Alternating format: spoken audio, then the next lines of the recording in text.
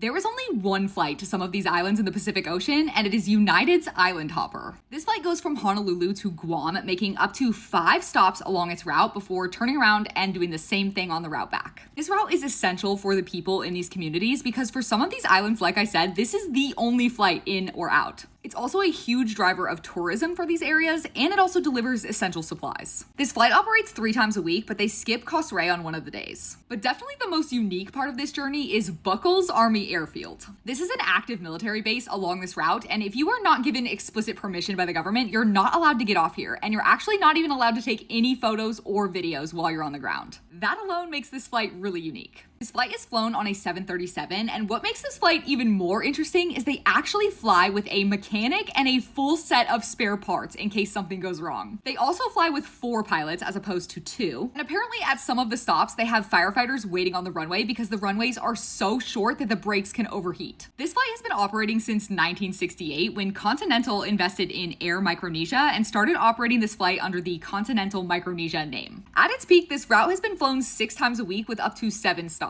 It has been really successful basically since its inception, and when Continental merged with United in 2012, United took over flying this route. The total flight time from Honolulu to Guam is 16 hours, so it is a long day on a 737. But for an avgeek like me, this is absolutely a bucket list flight. If you've ever heard of Alaska Airlines Milk Run, it is a similar supply flight that goes from Seattle to Anchorage in reverse. I was able to do this last year and it was incredible, so being able to do both is such a dream of mine.